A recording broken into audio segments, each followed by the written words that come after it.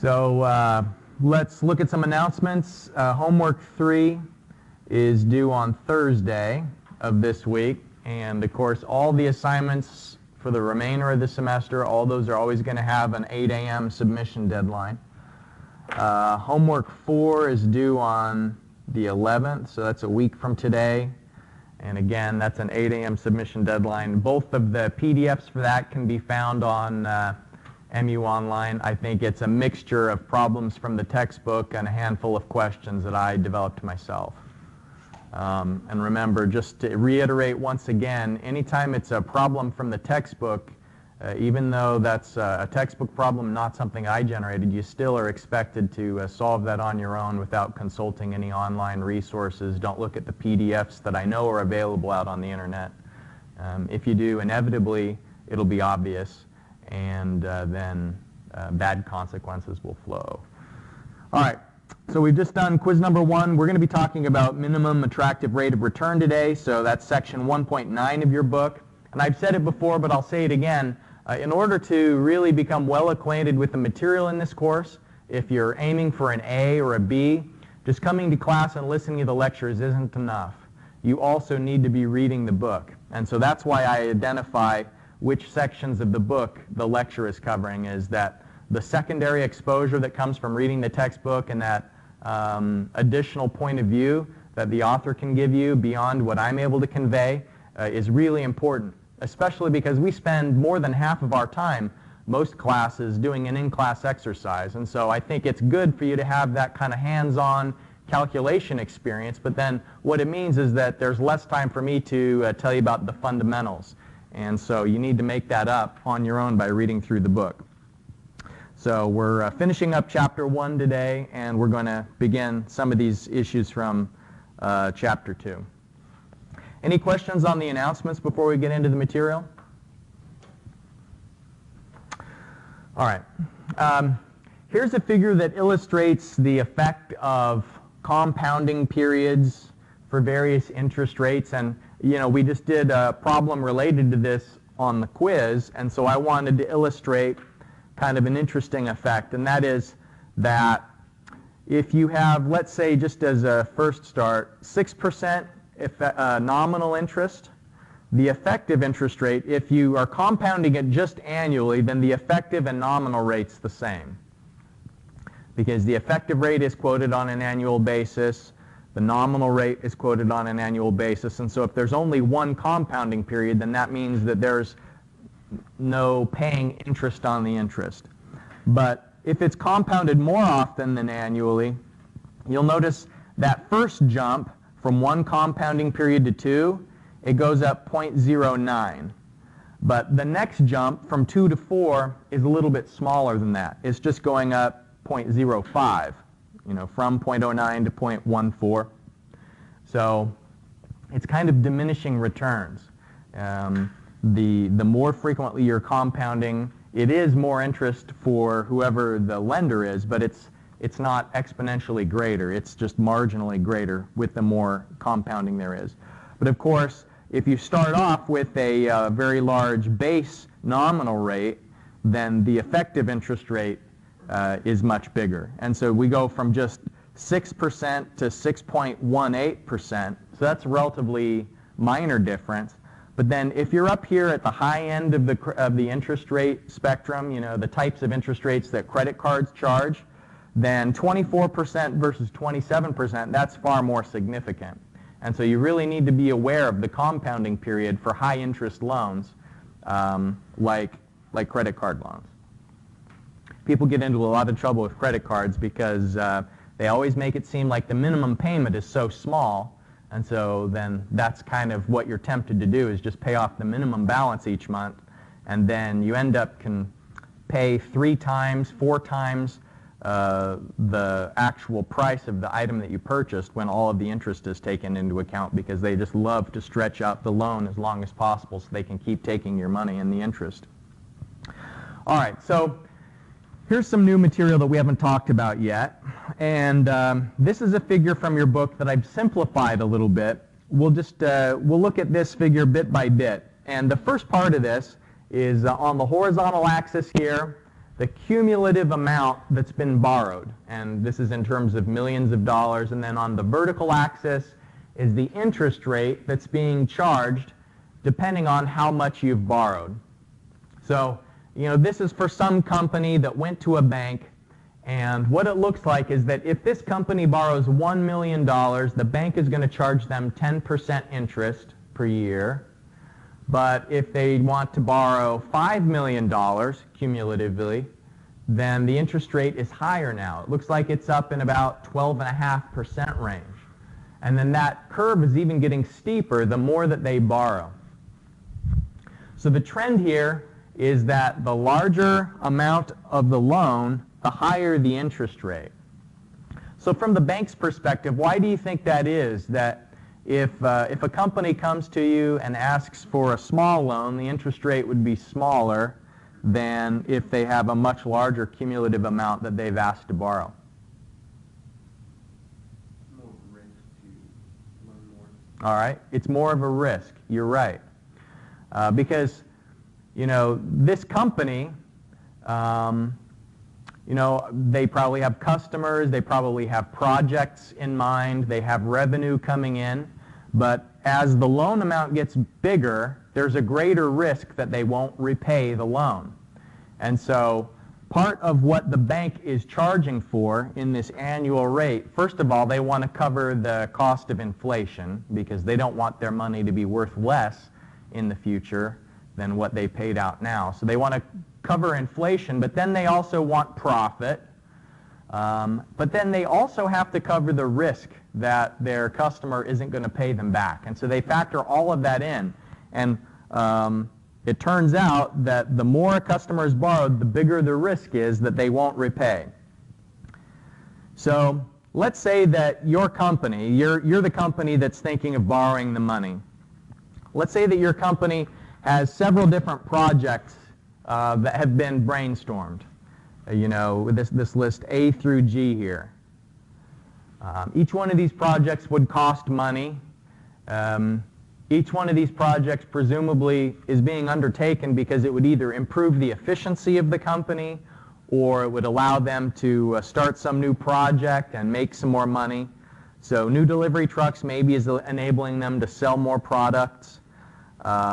In-house data entry, maybe instead of having to use a subcontractor who themselves is taking profit, if you keep it in-house, maybe that brings your costs lower. So each one of these, the company is thought of as ways to improve their business. So the question that this company is going to be asking itself is, how much does each one of these cost, and what's the return on investment? Let's say that they have to borrow money for each one of these, that they don't have enough cash in hand to do any one of these projects, and so they're going to have to go to the bank to get financing for them. So here's these projects again ordered from A to G, and the reason we've sorted them this way is the project that would yield the highest rate of return we considered first. And so this project A, 35% return is what we assume that the upgraded computer network is going to yield. And how to calculate that 35%, we'll get to that later in the semester. What I'm illustrating now is how you pick which projects to do. That's what this next figure is all about. It's giving a thumbs up or a thumbs down to each one of these projects. So project A is a thumbs up. And the reason why is that this company can do project A. If they go to the bank and they borrow, it looks like about $600,000. They're going to have to borrow $600,000. But when they do, when they borrow that money and they upgrade their computer networks, they're going to get a 35% return on the $600,000 that they borrowed. Of course, they're going to have to pay the bank 10% for the privilege of having borrowed that money. But it's a no-brainer because you definitely should borrow money from the bank if you pay the bank 10% for borrowing the money, but you earn 35%. I mean, think of it this way. What if there were two banks in town, and one of the banks was charging 10% to borrow money from them, but the other bank would give you 35% for making a deposit? Well, what you do then is you'd take as much as you could from the first bank and you'd deposit it into the second bank, and each month when you got the interest payment from the second bank, you'd pay off a small fraction of it to the first bank and you'd keep the difference. And so that's what the company here gets to do. The company is going to earn 35% on investment A, but they only have to pay 10% to whoever they borrowed the money from. So A is a yes. We should do project A. Now we put it in order because they did project A, but now if they want to undertake project B, they're not just borrowing the amount for project B. It looks like about $1.4 million approximately. So if they do project B, they don't just borrow that $1.4 million in isolation. They borrow it having already borrowed the amount that was needed for project A. So in order to do B, since B has a lower rate of return, B is only earning 30% rate of return, it's going to be a second priority.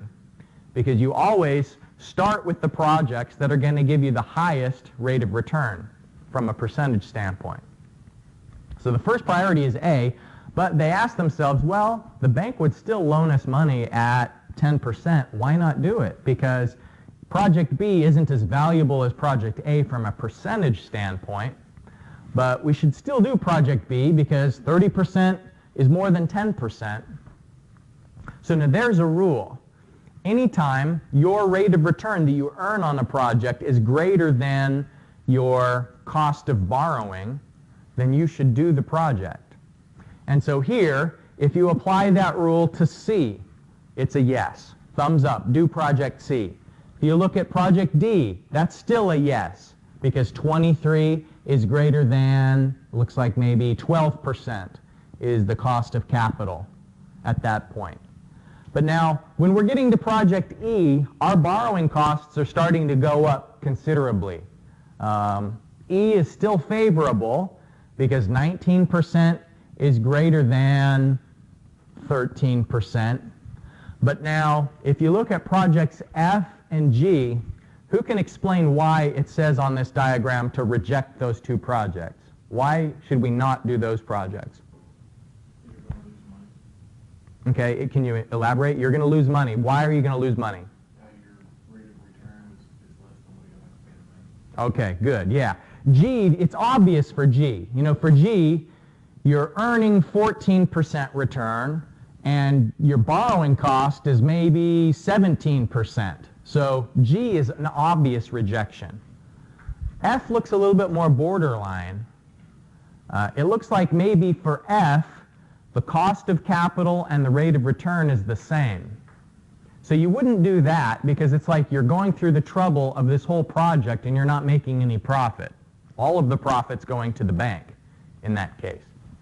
So the rule that we would apply is that you should accept any project where the rate of return is greater than the minimum acceptable rate of return. In some cases, you'll say greater than or equal to. But if you're accepting projects that the rate of return is equal to the minimum acceptable rate of return, then that means potentially you're turning over all of the profits to somebody else. Now, that may be an okay situation if maybe your goals also include providing employment, other goals besides just maximizing profit. But the main thing that you need to keep in mind here is that, number one, in a diagram like this, you always put the highest returning project first. I've had some students look at this graph and say, well, what if we put G first? If we put G first, then all of them would be acceptable. And my answer is yes, that's why we don't put G first. Because if you put G first, it would maybe look like all of them were acceptable. It would give you the false view that you can borrow all of that money and all of it's going to be profitable. If you want to maximize your profits, then F and G should be rejected. So you can read more about this in your textbook, but this is the illustration of the concept of MARR, which stands for minimum acceptable rate of return. So what if everything there was like a must-do? Like it wasn't an option whether you were going to lose money or not? Would you flip it If everything's a must-do, then you don't need to do this analysis at all. Yeah.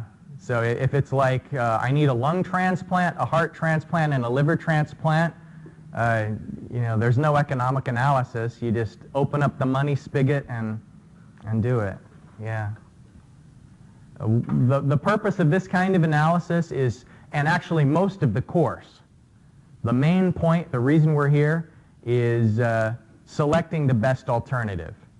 Because in engineering, you're going to be choosing between alternatives your whole career. You're going to be saying, should I use a plastic pipe or a concrete pipe? Should we build a concrete bridge or a steel bridge? Should we use copper wiring, or what's the aluminum kind of wiring they use nowadays? You're just going to be comparing alternatives and trying to figure out which one is most advantageous. So it's economic decision making. All right, so this minimum attractive rate of return, sometimes called the hurdle rate, because it's an interest rate that you have to get over for a project to be undertaken. It's usually a policy decision that comes from management of an organization, and it takes a lot of factors into account. So the first factor that it takes into account is how much it costs for you to raise money. And this bullet point here, weighted average cost of capital, is hinting at the idea that it's not just banks that you can get money from. Actually, there's a lot of different ways in the corporate world to raise money besides going to a bank. Other ways to raise money might be to sell shares in your company. It might be to issue a bond. And so we'll talk about the difference between equity and debt instruments in a future slide. But if you take an average of how much it costs you to raise money, then you can come up with this weighted average cost of capital, and that's the bottom threshold of the minimum acceptable rate of return. The minimum acceptable rate of return would almost never be less than the weighted average cost of capital. It's usually this weighted average cost of capital plus some other factors as well. And so some of those other factors that we take into account is how many good projects are available and what they're for. And so some companies have so many great opportunities that they have to be very selective about which markets they enter, which products they put out. And so think about a really sophisticated company like Apple.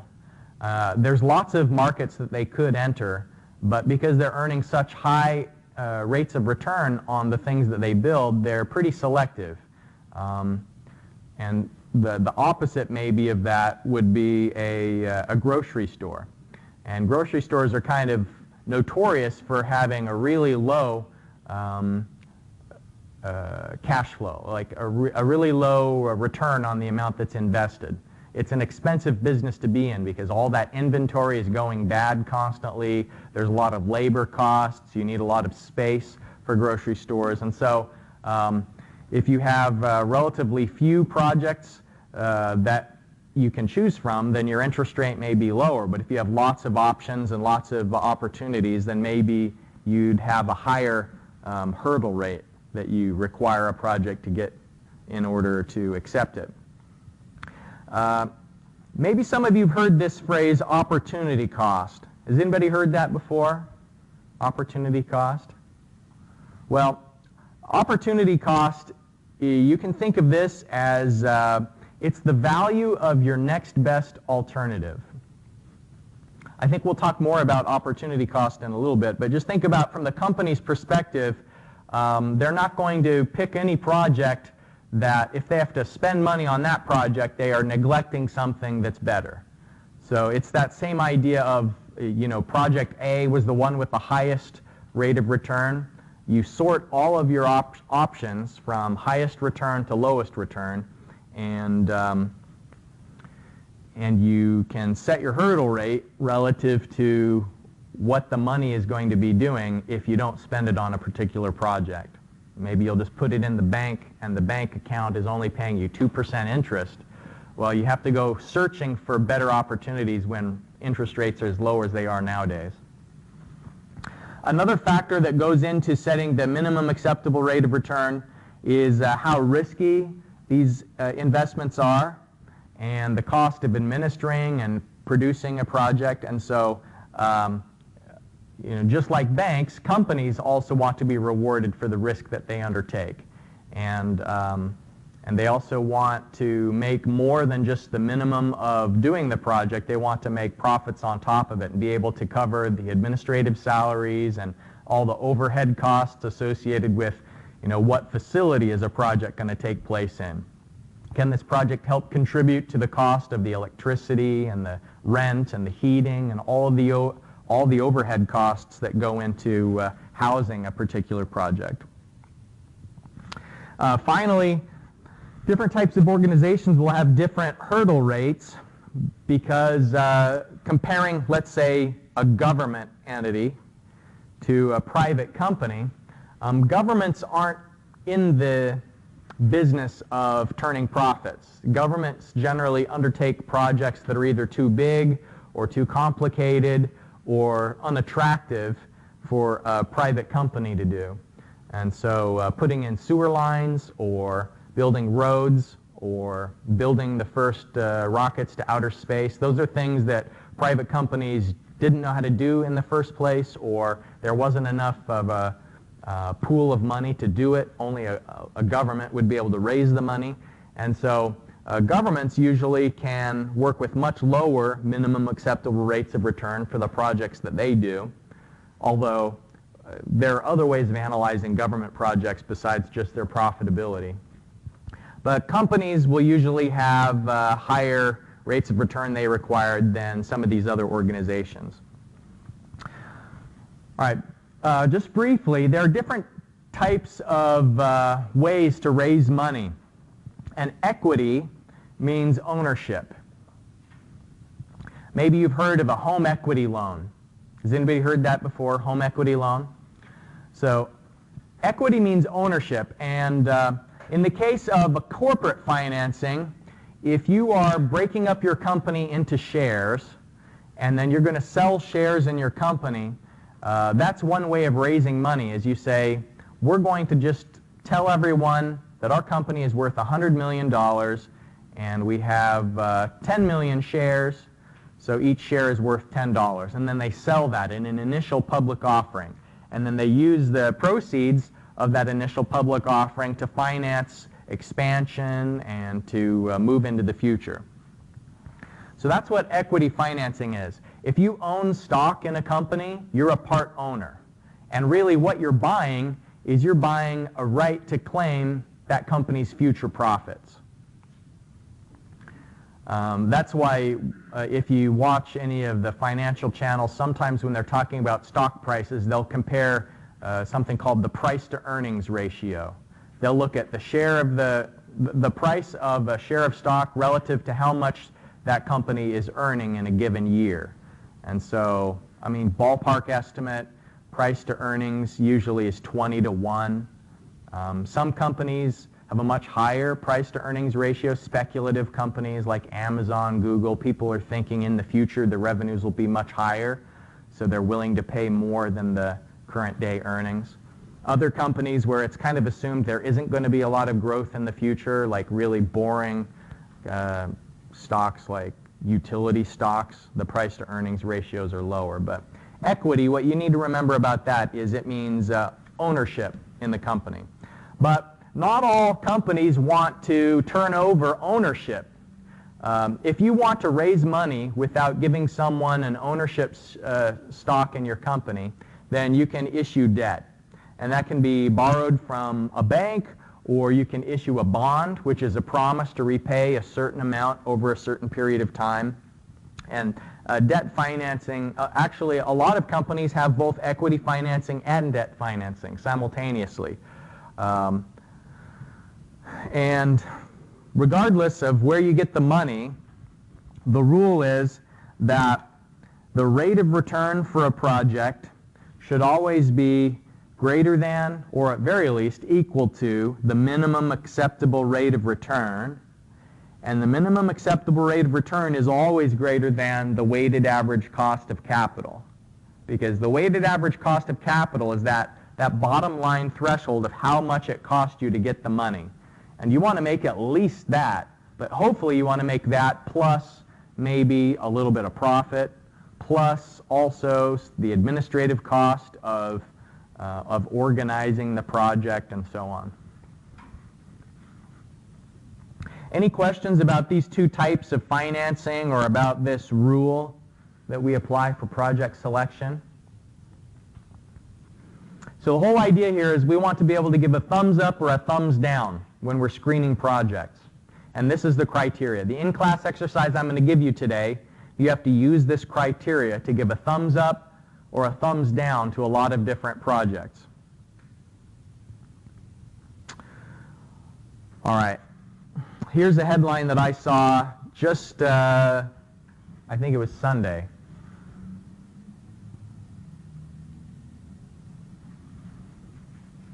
So it's talking about how a lot of aircraft mechanics are nearing retirement age, and so there's a huge demand for young people to go into the aviation industry to work on planes.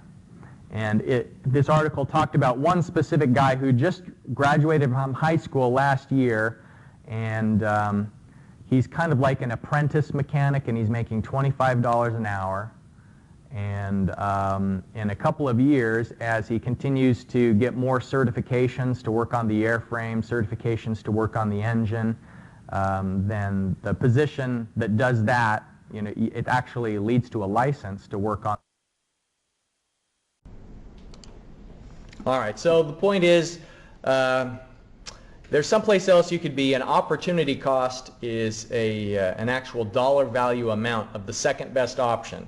So anytime you choose an alternative, you have to consider, if you didn't do that, what else could you have done? So if you put your money on project A, then that means you can't do project B. So for you, project A right now is a university education, and you know, option B that you're not doing maybe is aircraft mechanic school. So opportunity cost, the value of the second best option. On the corporate point of view, it's the largest rate of return of all the projects that you didn't do because of a lack of money. So you can't borrow an infinite number of money, amount of money. So the opportunity cost is all the projects that you could have done but you weren't able to. So here's just an illustration of how we use this phrase. If you have a minimum acceptable rate of return of 10%, and you didn't do project A because you didn't have enough money and it would have earned 13%, then project B is 15% and it is funded because it has a higher rate of return than project A did.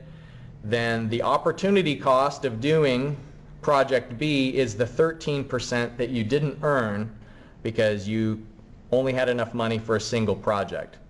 But that's okay. You know, it's okay to have the opportunity cost of 13% because 13% is less than what you actually earned, and so the amount you earned is bigger than the opportunity cost. In the same way, hopefully, when you graduate, eventually you get a career that pays you more than this $70,000 wage you could make as an aviation mechanic.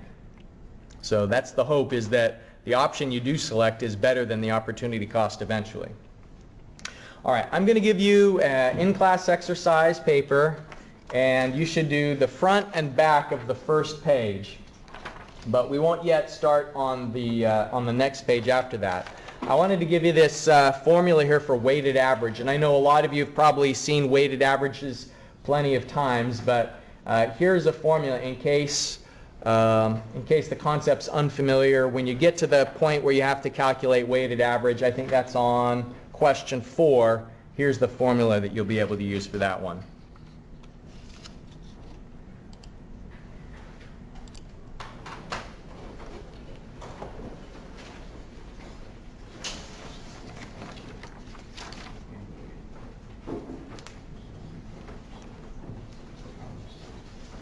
Okay, let's talk through some of this stuff here. First of all, I'm curious to know, what did some of you write for the opportunity cost of attending university?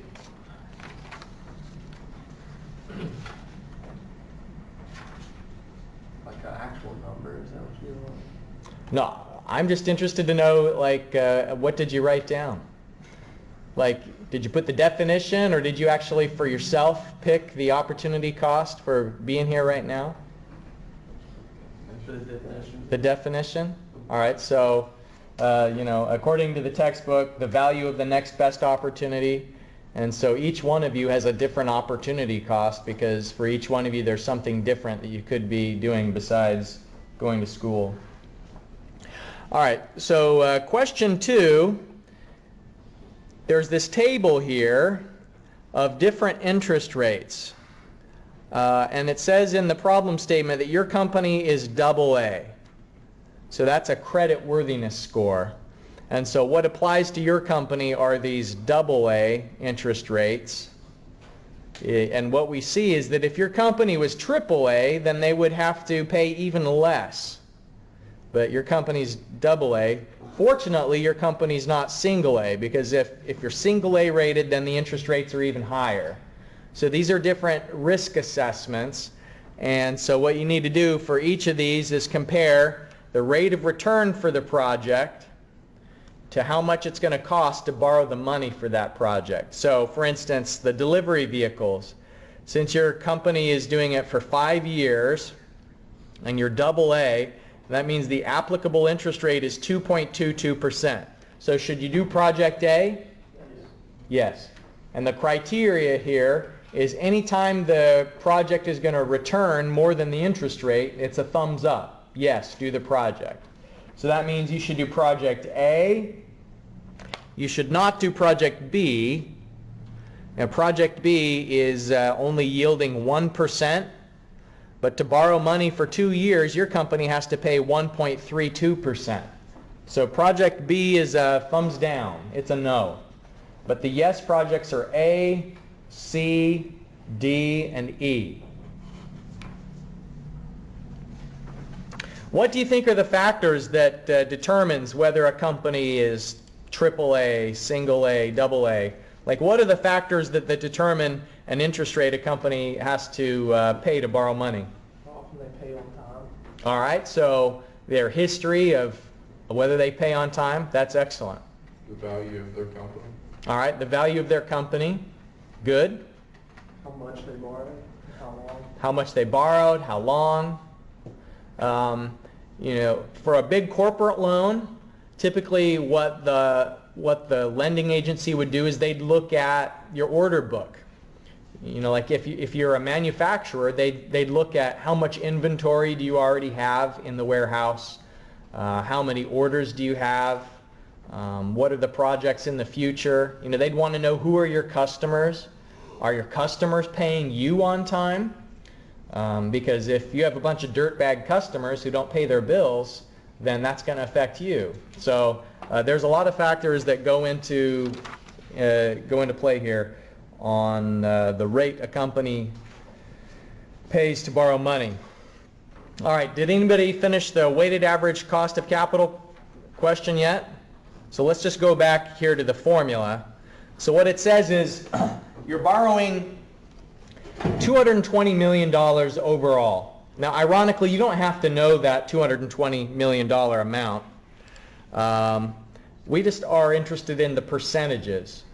So if 25% come from a bank loan, so what we do there is we'd say it is 0.25% of the overall amount is coming from the bank loan. So 0.25, boy, both of these markers are kind of dead, times 6.5%. I don't think I'm even going to bother. Both of those markers are dead. What I can do, though, is take a picture of it, and it'll show up in here. Hey, even better. Thank you. This isn't permanent marker, is it? No. I've made that mistake before. All right. Plus 0.45 times 4.5% plus 0.30. Now you had to calculate that last one by subtraction. It's 100% minus the previous 45 and 25%. So that works out to 5.99% is the weighted average cost of capital. So it's just saying 25% of your total project is going to be financed by some project where you have to pay 6.5% interest. 45% of your financing is coming from the 4.5% corporate bonds, and the rest of it's preferred stock. So overall, your weighted average cost of capital is 5.99%.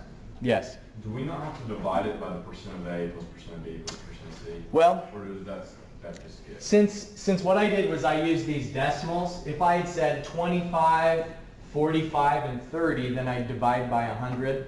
I kind of just jumped over that step.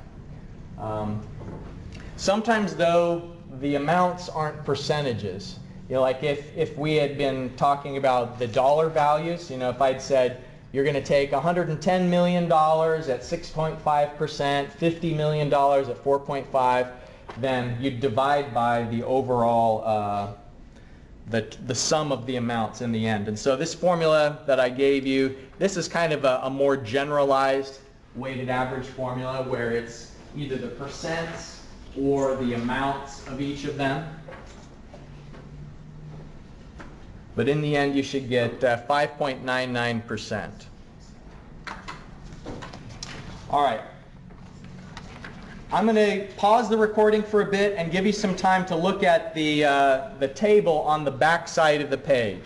If you haven't got to that yet, look at this table and try and make sense of what's going on here. I ask a couple of things. I asked two questions. First of all, what do you think Moody's and S&P are? And then a little bit more of a thinking question here. What's the relationship between coupon, price, and yield? So we'll talk about that in just a minute after you've had a chance to try and digest that data.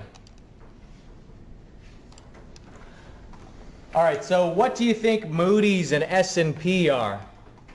Credit rating company. Credit rating companies. Yeah, you're right. So what does a credit rating company do? Says whether you should get a loan or not. Whether you should get what? A loan. A loan? Okay. Yeah, it looks like there's varying degrees, and they use different systems. You notice that S&P uses AAA, and they use pluses and minuses, whereas Moody's uses numbers.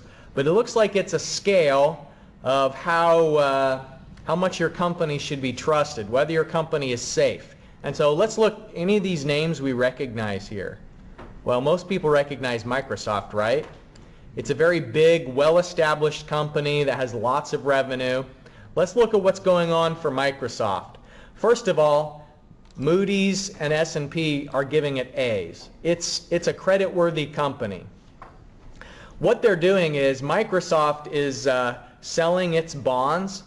What they say they're doing is they're going to pay the people who buy their bonds 3.3%. And their bonds, when they first issued them, a Microsoft bond cost $100.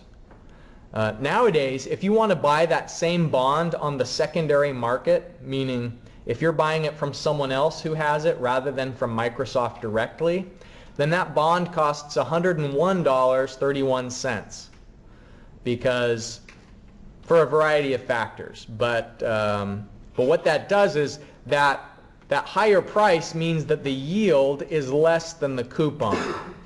So the relationship between coupon, price, and yield is if the price is more than 100, then the yield is less than the coupon. So look at all of these. If the price is more than 100, so Goldman Sachs, that's a bank. Goldman Sachs, the price of their bond on the secondary market is 107.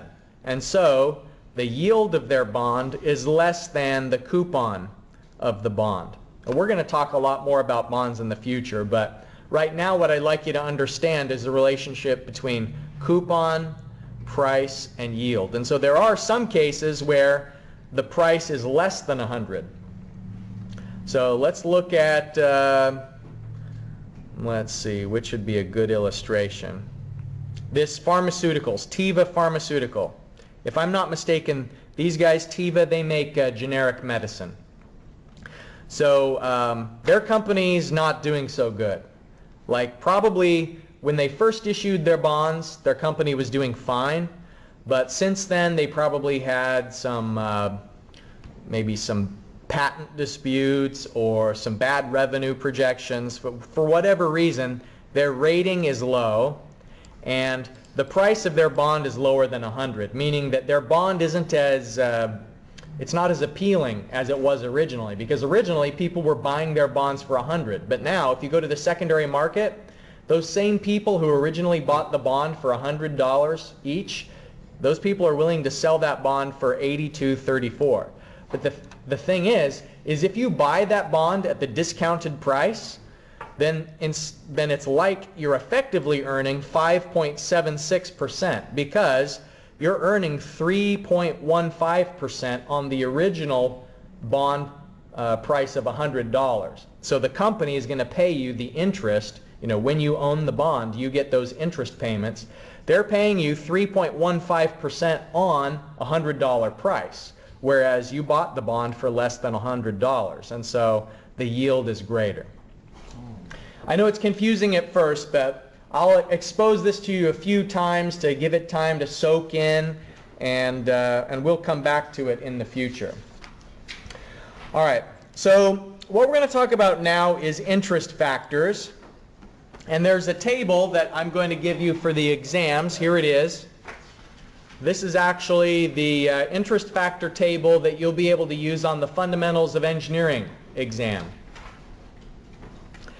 And so what it shows you is the standard notation way of breaking down a problem statement into its variable, and then the formula that you should use to solve for it. So what we've seen before, we've seen this first one in the top row. Find f given p. And so what we know is that f slash p equals 1 plus I to the n power. And for each one of these different problem types, some even that we haven't talked about yet, we've talked about a, p, and f. We haven't yet discussed gradients. G stands for gradient. The formulas for gradient problems get pretty complicated. But I wanted to point out that what you can do is use these formulas to calculate factors. You can also go to the back of your book, and these formulas have been solved for a variety of different n values and a variety of different interest rates. So in the back of your book, there's page after page after page of these tables. And there's a different set of tables for every different interest rate. And so what they've done here is they take a formula like 1 plus I to the n. And they solve 1 plus I to the n for 8% is the I, and each row is a different n. So 1 plus I to the n power, where I is 8 and n is 1, it's just going to be 1.08. But now when n is 2, it's 1.1664. So that's compound interest, right? You're paying the interest on the interest, and so that's why it's more than just 0.08 doubled. This 64 at the end of it is the interest on the interest. And so row after row, they're telling you what is the ratio of F to P for a variety of different years. So if you were going to make a deposit now, if you put, we already established that marker doesn't work. Can I use your marker again? Thank you. All right, so if we say that we're going to put in a deposit of $1,000, and we have a bank that's going to pay us 8% interest, and we're going to put it in there for 12 years. What this says is that F to P is, we go 2.5182. 2.5182. So we can find the future amount after 12 years. The balance in the account is going to be our original $1,000, which is the P, multiplied by the factor 2.5182, that means that you'll have in the account after 12 years $2,518.20. So these factors are actually very useful. They allow you to solve a lot of different problems really easily by just going to the back of the book and making sure that you have the right interest rate table and the right row. Okay, we're out of time, so hold on to this in-class exercise. We're going to pick back up right with this same information when we get together on Thursday. Hope that you have a good day.